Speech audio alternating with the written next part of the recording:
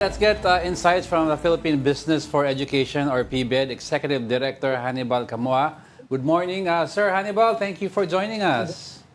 Good morning, Sir Angelo, Ma'am Angela. It's nice to be back again. Thank you for having Yes, me. good to see All right. you. Well, unusual way of suspending classes, influenza and structural analysis ang ginagamit, no?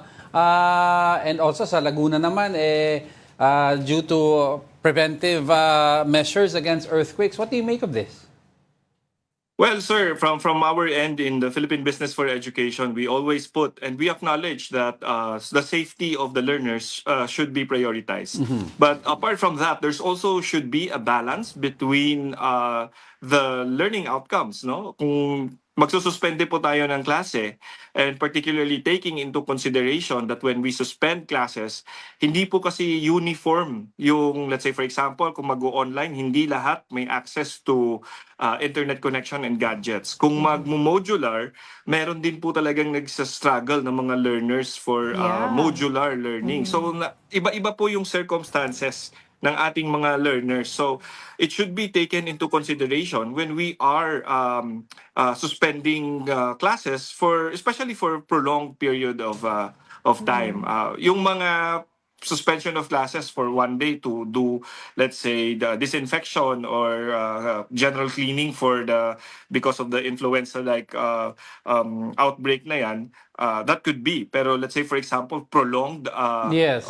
suspension of classes, it would have a very big and major impact on the learning outcomes of our learners. But I wanted to ask you with regards yung sa Laguna specifically, na kasi hindi clear ang actual orders. Is it preventive maintenance of the structures of schools or rather in anticipation of a possible earthquake from their point of view? So it's also unclear for me, no. I've only gotten my information regarding the suspension, no. From what I hear in the read in the news, but particularly, number one, if we are to connect it with if the prolonged suspension is connected, let's say for preparedness for the earthquake, it also came from our FIVOX and our experts that the string of earthquakes that's happening in Visayas and in Mindanao, and in last week it was in Baguio or La Union, Yes. are not connected. No, and it has been scientifically proven that they are not connected. Now we acknowledge that there's that need to prepare. But all this time, we've been preparing for it. Earthquake drills in schools are done quarterly, if I'm not mistaken. Children are being provided and with go bags in case any eventualities would happen in the school. So in relation to the earthquake, it's not clear. Also based on what we are hearing Yeah. from the news, and also based on, let's say, her health concerns for influenza-like symptoms. As what I've said, it should be taken with consideration as well.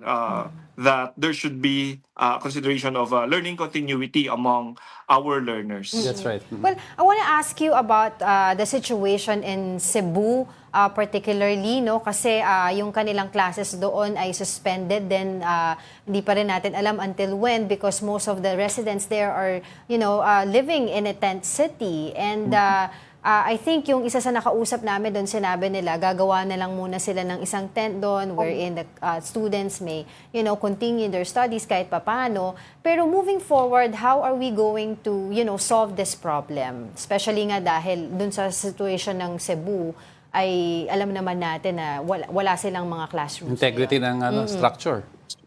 So, talking of those areas that were hit by the earthquakes, that's a different story. So Right. particularly, their classrooms are affected, and I think there has been, let's say, an assessment of, let's say, which schools can continue with their, let's say, face-to-face classes using their classrooms, and which schools yung hindi talaga pwede because of structural integrity. Now, construction of temporary classrooms that can be used for learning continuity Right. could be an option, I think. And there is a program for that. There is a law that actually mandates that any eventuality during emergencies and disasters like this, government agencies in charge for education and welfare should construct or put up temporary classrooms to ensure that there is still learning continuity among our learners. But of course, the priority is their safety and also their well-being. So before jumping into the actual, let's say, classes, there should be there's a process, and that process has been established, that there should be a checking on the, let's say, safety of the location for the temporary classrooms, and also there should be a processing sa mga learners natin. Dapat pinaprocess yung mga experiences nila, because some might come in with That's right. trauma, or yung pagkatakot nila because of the experience is still there. So it should be processed as well before jumping or before going into the actual delivery of, let's say, instruction. I'd like to ask you about some concerns also ng mga ibang parents. I've heard this online and actually from the parents mismo.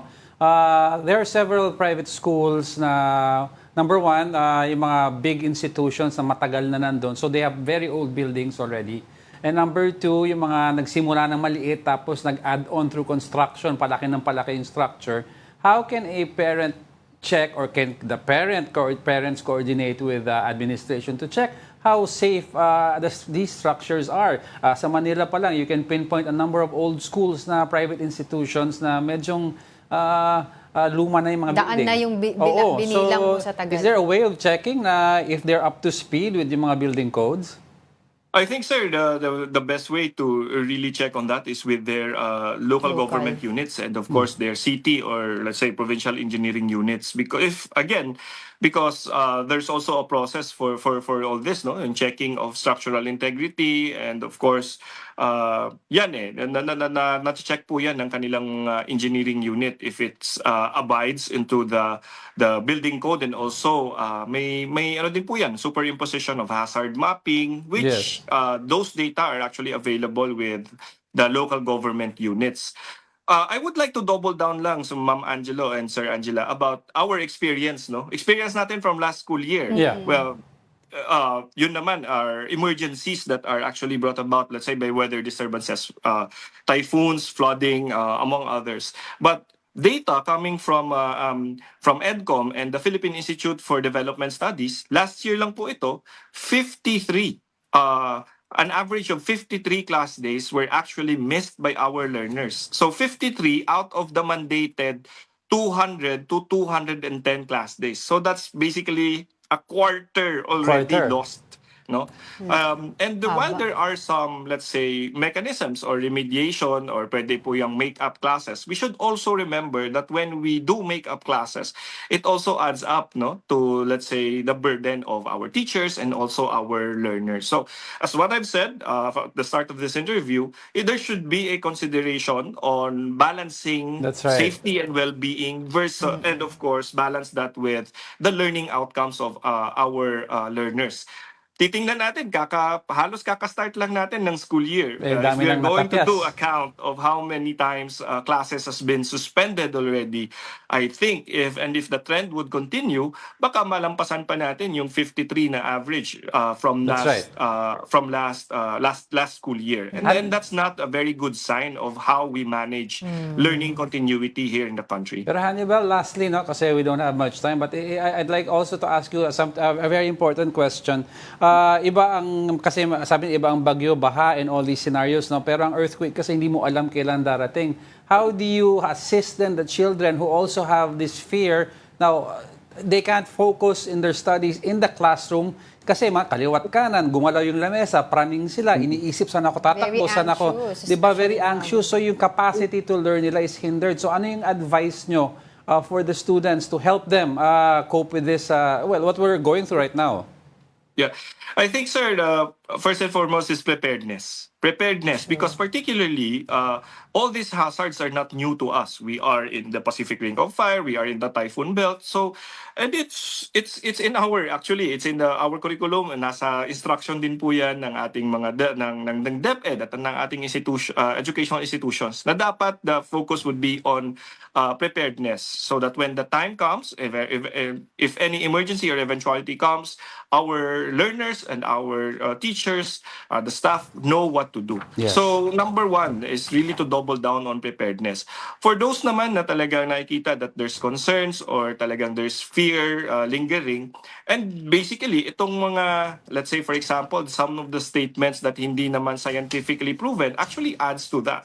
So we need to make sure that we check on our information, the source of our information, so as hindi tayo nagpapalaganap ng maling impormasyon That's right. at in this case na nakakabahala sa iba. But for those naman talaga that are really experiencing anxiety and fear, they should get in touch with their teachers, because particularly in the school, there is a school level focal for mental health and psychosocial services for those who would need it. Okay.